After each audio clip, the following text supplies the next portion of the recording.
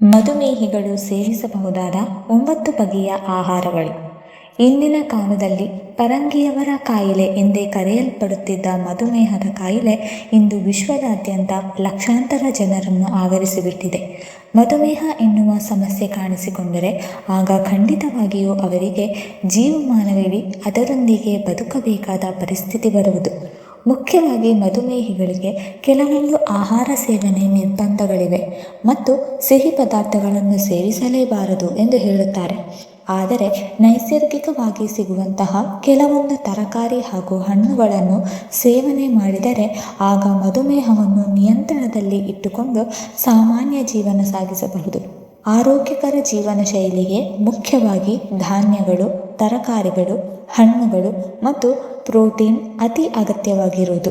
ಅದರಲ್ಲೂ ಮಧುಮೇಹಿಗಳಿಗೆ ಇದು ತುಂಬ ಲಾಭಕಾರಿ. ಮಧುಮೇಹಿಗಳಿಗೆ ಆಹಾರ ಸೇವನೆಯಲ್ಲಿ ಹೆಚ್ಚು ಕಟ್ಟುಪಾಡುಗಳು ಇರುವುದು. ಹೀಗಾಗಿ ಅವರಿಗೆ ತಮಗೆ ಇಷ್ಟವಿರುವ ಆಹಾರ ಸೇವನೆ ಮಾಡಲು ಸಾಧ್ಯವಾಗುವುದಿಲ್ಲ. ಮಧುಮೇಹವನ್ನು ನಿಯಂತ್ರಣದಲ್ಲಿ ಇಟ್ಟುಕೊಂಡು ಸೇವಿಸಬಹುದಾದ 9 ಆಹಾರಗಳ ಬಗ್ಗೆ ಇಂದು ತಿಳಿದುಕೊಳ್ಳೋಣ. ನೀವು ಇದನ್ನು ಬಳಸಿಕೊಂಡು ಮಧುಮೇಹ ನಿಯಂತ್ರಣದಲ್ಲಿ ಇಡಬಹುದು. ಈ ಆಹಾರಗಳು ನಿಮಗೆ ತುಂಬ ಸುಲಭವಾಗಿ ಸಿಗುವುದು. ಇಂತಹ ಆಹಾರಗಳು ಯಾವುದು ಎಂದು ನೋಡೋಣ. ಮೊದಲನೆಯದಾಗಿ ನೆಲ್ಲಿಕಾಯಿ. ನೆಲ್ಲಿಕಾಯಿಯು ಆರೋಗ್ಯಕ್ಕೆ ಒಳ್ಳೆಯದು ಎಂದು ಪ್ರತಿಯೊಬ್ಬರಿಗೂ ತಿಳಿದಿರುವ ವಿಚಾರವಾಗಿದೆ. ನೆಲ್ಲಿಕಾಯಿಯಲ್ಲಿ ಉನ್ನತ ಮಟ್ಟದ ವಿಟಮಿನ್ ಸಿ ಅಂಶವಿದ್ದು ಇದು ಮಧುಮೇಹಿಗಳಿಗೆ ತುಂಬ ಉಪಯುಕ್ತ ಮತ್ತು ಇದು ಮೇದೋಜೀರಕದ ಅಂಗಾಂಶಗಳನ್ನು ಸರಿಪಡಿಸುವುದು. ಇನ್ಸುಲಿನ್ ಉತ್ಪತ್ತಿ ಮಾಡುವ ಕೋಶಗಳಿಗೆ ಹಾನಿಯಾಗದಂತೆ ತಡೆಯುತ್ತದೆ. ನೆಲ್ಲಿಕಾಯಿಯಲ್ಲಿ ಕ್ರೋಮಿಯಂ ಎನ್ನುವ ಅಂಶವಿದ್ದು ಇದು ದೇಹದಲ್ಲಿ ಕಾರ್ಬೋಹೈಡ್ರೇಟನ್ನು ನಿಯಂತ್ರಣದಲ್ಲಿ ಇಡಲು ನೆರವಾಗುವುದು. ನೆಲ್ಲಿಕಾಯಿ ಸೇವಿಸಿದರೆ ಅದರಿಂದ ದೇಹವು ಹೆಚ್ಚು ಇನ್ಸುಲಿನ್ಗೆ ಪ್ರತಿಕ್ರಿಯಿಸುವುದು. ದಿನದಲ್ಲಿ 1 ನೆಲ್ಲಿಕಾಯಿ ತಿನ್ನಬಹುದು. ಆದರೆ ಸಂಸ್ಕರಿಸಲ್ಪಟ್ಟಿರುವ ನೆಲ್ಲಿಕಾಯಿ ಸೇವಿಸಲು ಹೋಗಬೇಡಿ. ಇದರಲ್ಲಿ ಸಕ್ಕರೆ ಅಂಶವಿರುವುದು ಮತ್ತು ಇದರಿಂದ ದೇಹದಲ್ಲಿ ಸಕ್ಕರೆ ಮಟ್ಟವು ಹೆಚ್ಚಾಗುವುದು. ಎರಡನೆಯದಾಗಿ ಬೆಳ್ಳುಳ್ಳಿ. ಪ್ರತಿಯೊಬ್ಬರ ಅಡುಗೆ ಮನೆಯಲ್ಲಿ ತನ್ನದೇ ಆಗಿರುವ ಸ್ಥಾನ ಪಡೆದುಕೊಂಡಿರುವ ಬೆಳ್ಳುಳ್ಳಿಯು ಹಲವಾರು ರೀತಿಯ ಆರೋಗ್ಯ ಲಾಭಗಳನ್ನು ಹೊಂದಿದೆ. ಮಧುಮೇಹಿಗಳಿಗೆ ರಕ್ತದಲ್ಲಿ ಸಕ್ಕರೆ ಮಟ್ಟವನ್ನು ಕಾಪಾಡುವಂತಹ ಇನ್ಸುಲಿನ್ ಪ್ರಮಾಣವನ್ನು ಇದು ಹೆಚ್ಚು ಮಾಡುತ್ತದೆ. ಬೆಳ್ಳುಳ್ಳಿಯಲ್ಲಿ ಇರುವಂತಹ ಸಲ್ಫರಸ್ ಅಂಶವು ಇಲ್ಲಿ ಇನ್ಸುಲಿನ್ ಮಟ್ಟವನ್ನು ಹೆಚ್ಚು ಮಾಡಲು ಮುಖ್ಯ ಪಾತ್ರ ವಹಿಸುವುದು. ಮಧುಮೇಹದಿಂದಾಗಿ ಕಾಣಿಸಿಕೊಳ್ಳುವಂತಹ ಕೆಲವೊಂದು ರೀತಿಯ ಸಮಸ್ಯೆಗಳನ್ನು ಇದು ದೂರ ಮಾಡುತ್ತದೆ. ಕೊಲೆಸ್ಟ್ರಾಲ್ ಕಡಿಮೆ ಮಾಡಿ ಸೋಂಕಿನ ವಿರುದ್ಧ ಹೋರಾಡುವುದು ಮತ್ತು ರಕ್ತ ಸಂಚಾರವು ಸರಿಯಾಗಿ ಆಗಲು ನೆರವಾಗುವುದು. ಮೂರನೆಯದಾಗಿ ಪಾಲಕ್ ಸೊಪ್ಪು. ಮಧುಮೇಹಿಗಳಿಗೆ ಬಸಳೆಯು ಅತ್ಯದ್ಭುತವಾದ ಆಹಾರವೆಂದು ಕೆಲವೊಂದು ಸಂಶೋಧನೆಗಳು ಕಂಡುಕೊಂಡಿವೆ. ಬಸಳೆಯಲ್ಲಿ ಇರುವಂತಹ ವಿಟಮಿನ್ ಹಾಗೂ ಖನಿಜಾಂಶಗಳು ಗ್ಲೈಸೆಮಿಕ್ ಇಂಡೆಕ್ಸ್ ಅನ್ನು ತಗ್ಗಿಸುವುದು. ಕ್ಯಾಲರಿ ಇಲ್ಲದೆ ಇರುವಂತಹ ಈ ಕಡು ಹಸಿರು ಬಣ್ಣದ ತರಕಾರಿಯು ರಕ್ತದಲ್ಲಿನ ಸಕ್ಕರೆ ಮಟ್ಟ ಕಾಪಾಡುತ್ತದೆ. ಕಾರ್ಬೋಹೈಡ್ರೇಟ್ಸ್ ಕೂಡ ಇದರಲ್ಲಿ ತುಂಬ ಕಡಿಮೆ ಪ್ರಮಾಣದಲ್ಲಿರುತ್ತದೆ. ಟೈಪ್ 2 ಮಧುಮೇಹದಿಂದ ಬಳಲುತ್ತಿರುವಂತಹ ಜನರಲ್ಲಿ ಮೆಗ್ನೀಷಿಯಂ ಮಟ್ಟವು ತುಂಬ ಕಡಿಮೆ ಇರುತ್ತದೆ. ಪಾಲಕ್ ಸೊಪ್ಪಿನಲ್ಲಿ ನಿತ್ಯದ ಅಗತ್ಯಕ್ಕೆ ಬೇಕಾಗಿರುವಂತಹ 40% ಮೆಗ್ನೀಷಿಯಂ ಅಂಶವಿದೆ. ಇದರಿಂದ ಮಧುಮೇಹಿಗಳು ತಮ್ಮ ಆಹಾರ ಕ್ರಮದಲ್ಲಿ ಪಾಲಕ್ ಸೊಪ್ಪು ಬಳಸಿಕೊಂಡು ರಕ್ತದಲ್ಲಿನ ಸಕ್ಕರೆ ಮಟ್ಟವನ್ನು ಸಮತೋಲನದಲ್ಲಿ ಇಡಬಹುದು. ಬಸಳೆಯನ್ನು ಹಸಿಯಾಗಿ ಸಲಾಡ್ ಅಥವಾ ಸ್ಯಾಂಡ್ವಿಚ್ಗೆ ಸೇರಿಸಿಕೊಂಡು ಸೇವಿಸಬಹುದು.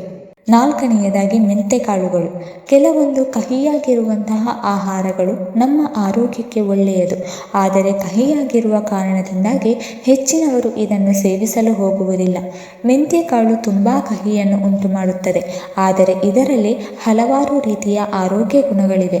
ಇದರಲ್ಲಿ ಹೀರಿಕೊಳ್ಳುವಂತಹ ನಾರಿನಾಂಶವಿದೆ ಮತ್ತು ಜೀರ್ಣಕ್ರಿಯೆ ಹಾಗೂ ಕಾರ್ಬೋಹೈಡ್ರೇಟ್ಸ್ ಹೀರಿಕೊಳ್ಳುವಿಕೆಯನ್ನು ನಿಧಾನಗೊಳಿಸುವ ಪರಿಣಾಮ ರಕ್ತದಲ್ಲಿನ ಸಕ್ಕರೆ ಮಟ್ಟವನ್ನು ಕಾಪಾಡುತ್ತದೆ. ಟೈಪ್ 1 ಮತ್ತು ಟೈಪ್ 2 ಮಧುಮೇಹಿಗಳಲ್ಲಿ ಚಯಾಪಚಯ ಲಕ್ಷಣಗಳನ್ನು ಇದು ಸುಧಾರಣೆ ಮಾಡುವುದು ಎಂದು ಪ್ರಯೋಗಾಲಯಗಳು ಕೂಡ ಕಂಡುಕೊಂಡಿವೆ. ಗ್ಲೂಕೋಸ್ ಸೂಕ್ಷ್ಮತೆಯನ್ನು ಇದು ಸುಧಾರಣೆ ಮಾಡುವುದು ಮತ್ತು ರಕ್ತದ ಸಕ್ಕರೆಯ ಮಟ್ಟವನ್ನು ತಗ್ಗಿಸುವುದು. ನಿತ್ಯದ ಆಹಾರ ಕ್ರಮದಲ್ಲಿ ಮೆಂತೆಕಾಳು ಸೇರಿಸಿಕೊಂಡರೆ ಅದರಿಂದ ಕೊಬ್ಬು ಮತ್ತು ಕೊಲೆಸ್ಟ್ರಾಲ್ ಹೀರುವಿಕೆ ಕಡಿಮೆಯಾಗುವುದು ಮತ್ತು ಹೃದಯದ ಕಾಯಿಲೆ ಮತ್ತು ಬೊಜ್ಜಿನ ವಿರುದ್ಧ ಹೋರಾಡುವುದು. ಐದನೆಯದಾಗಿ ಸೋರೆಕಾಯಿ. ಸೋರೆಕಾಯಿಯಲ್ಲಿ 92ರಷ್ಟು ನೀರಿನಾಂಶವಿದೆ ಮತ್ತು ಉಳಿದಿರುವುದು ನಾರಿನಾಂಶ. ಇದು ಆಹಾರವನ್ನು ತುಂಬ ಸುಲಭವಾಗಿ ಜೀರ್ಣಿಸಿಕೊಳ್ಳಲು ನೆರವಾಗುವುದು. ಇದರಲ್ಲಿ ಗ್ಲೂಕೋಸ್ ಮತ್ತು ಸಕ್ಕರೆ ಅಂಶವು ನಗಣ್ಯವಾಗಿದ್ದು ಮಧುಮೇಹಿಗಳಿಗೆ ಇದು ಅತ್ಯುತ್ತಮ ಆಹಾರವಾಗಿದೆ. ದೈನಂದಿನ ಆಹಾರ ಕ್ರಮದಲ್ಲಿ ಸೋರೆಕಾಯಿ ಸೇರಿಸಿಕೊಂಡರೆ ಅದರಿಂದ ಖಂಡಿತವಾಗಿಯೂ ರಕ್ತದಲ್ಲಿನ ಸಕ್ಕರೆ ಮಟ್ಟವನ್ನು ಕಾಪಾಡಿಕೊಳ್ಳಬಹುದು. ದಿನಕ್ಕೆ 1 ಲೋಟ ಸೋರೆಕಾಯಿ ಜ್ಯೂಸ್ ಕುಡಿದರೆ ಅದು ಮಧುಮೇಹಿಗಳಿಗೆ ತುಂಬ ಪರಿಣಾಮಕಾರಿ ಎಂದು ಸಾಬೀತಾಗಿದೆ. 6ನೇಯದಾಗಿ, ನಾರಿನಾಂಶ ಅಧಿಕ ಇರುವ ಆಹಾರಗಳು. ಕರಗದ ನಾರಿನಾಂಶವಿರುವಂತಹ ನಾರಿನಾಂಶ ಹೆಚ್ಚಿರುವ ಆಹಾರವನ್ನು ಸೇವನೆ ಮಾಡಿದರೆ ಅದರಿಂದ ಟೈಪ್ 2 ಮಧುಮೇಹದ ಅಪಾಯವು ತಗ್ಗುವುದು. ನಾರಿನಾಂಶವು ಓಟ್ಸ್, ಹೊಟ್ಟು, ಬೀನ್ಸ್, ಸೇಬು, ಕ್ಯಾರೆಟ್ ಇತ್ಯಾದಿಗಳಲ್ಲಿ ಕಂಡುಬರುವುದು. ಇದು ಸಕ್ಕರೆ ಹೀರಿಕೊಳ್ಳುವಿಕೆಯನ್ನು ನಿಧಾನಗೊಳಿಸುವುದು ಮತ್ತು ರಕ್ತದಲ್ಲಿ ಸಕ್ಕರೆ ಮಟ್ಟವನ್ನು ಸಮತೋಲನದಲ್ಲಿ ಇಡುವುದು. ಯಾಕೆಂದರೆ ನಾರಿನಾಂಶವಿರುವ ಆಹಾರವನ್ನು ಬೇಗನೆ ಜೀರ್ಣವಾಗದು. ರಕ್ತನಾಳಗಳಲ್ಲಿ ಇದು ಗ್ಲೂಕೋಸ್ ಬಿಡುಗಡೆ ಮಾಡುತ್ತಲಿರುವುದು. ಇದರಿಂದಾಗಿ ಸಕ್ಕರೆ ಮಟ್ಟವು ಹೆಚ್ಚಾಗದಂತೆ ತಡೆಯಬಹುದು. 7ನೇಯದಾಗಿ, ಬಾದಾಮಿ. ಒಣ ಬೀಜಗಳು ನಮ್ಮ ಆರೋಗ್ಯಕ್ಕೆ ಒಳ್ಳೆಯದು. ಅದರಲ್ಲೂ ಮಧುಮೇಹಿಗಳಿಗೆ ಇದು ಅತ್ಯುತ್ತಮ ಆಹಾರವಾಗಿದೆ. ಬಾದಾಮಿಯಲ್ಲಿ ಉನ್ನತ ಮಟ್ಟದ ವಿಟಮಿನ್ ಎ ಮತ್ತು ಮೆಗ್ನೀಷಿಯಂ ಅಂಶವಿದೆ. ಮಧುಮೇಹಿಗಳಲ್ಲಿ ಇದು ದೊಡ್ಡ ಕೊರತೆಯಾಗಿ ಕಾಡುವುದು. ಬಾದಾಮಿಯಲ್ಲಿ ಉತ್ತಮ ಮಟ್ಟದ ನಾರಿನಾಂಶ, ಪ್ರೋಟೀನ್, ಕ್ಯಾಲ್ಸಿಯಂ, ಫಾಸ್ಫರಸ್, ಕಬ್ಬಿಣಾಂಶ ಮತ್ತು ಏಕಪರ್ಯಾಪ್ತ ಕೊಬ್ಬಿನಾಂಶವಿದೆ. ಬಾದಾಮಿ ಸೇವನೆ ಮಾಡುವ ಪರಿಣಾಮವಾಗಿ ಗ್ಲೈಸೆಮಿಕ್ ಇಂಡೆಕ್ಸ್ ತಗ್ಗುವುದು ಮತ್ತು ರಕ್ತದಲ್ಲಿನ ಸಕ್ಕರೆ ಮಟ್ಟವು ಏರಿಕೆಯಾಗದಂತೆ ತಡೆಯುವುದು. 8ನೇಯದಾಗಿ, ಹಾಗಲಕಾಯಿ. ಮಧುಮೇಹಿಗಳಿಗೆ ಹೆಚ್ಚಾಗಿ ಹಾಗಲಕಾಯಿ ಜ್ಯೂಸ್ ಕುಡಿಯಲು ಸೂಚಿಸಲಾಗುತ್ತದೆ. ಹಾಗಲಕಾಯಿಯಲ್ಲಿ ಹೈಪೋಗ್ಲೈಸೆಮಿಕ್ ಅಂಶವಿದ್ದು ರಕ್ತದಲ್ಲಿನ ಸಕ್ಕರೆ ಮಟ್ಟವನ್ನು ತಗ್ಗಿಸುವುದು. ನಿಯಮಿತವಾಗಿ ಹಾಗಲಕಾಯಿ ಜ್ಯೂಸ್ ಕುಡಿದರೆ ಆಗ ಗ್ಲೂಕೋಸ್ ಸೂಕ್ಷ್ಮತೆಯು ಗಣನೀಯವಾಗಿ ಸುಧಾರಣೆಯಾಗುವುದು ಮತ್ತು ಇನ್ಸುಲಿನ್ ಮಟ್ಟವು ಏರಿಕೆಯಾಗದಂತೆ ತಡೆಯುವುದು. ಕೊನೆಯದಾಗಿ, ಅರಶಿನ. ಭಾರತೀಯರು ಪ್ರತಿಯೊಂದು ಖಾದ್ಯಗಳಿಗೆ ಹೆಚ್ಚಾಗಿ ಅರಶಿನ ಬಳಕೆ ಮಾಡುತ್ತಾರೆ. ಅರಶಿನದಲ್ಲಿ ಶಮನಕಾರಿ ಗುಣಗಳು ಇವೆ. ಇದು ದೇಹದಲ್ಲಿ ಇನ್ಸುಲಿನ್ ಮಟ್ಟವನ್ನು ನಿಯಂತ್ರಣದಲ್ಲಿ ಇಡುವುದು ಎಂದು ನಿಮಗೆ ತಿಳಿದಿದೆಯಾ?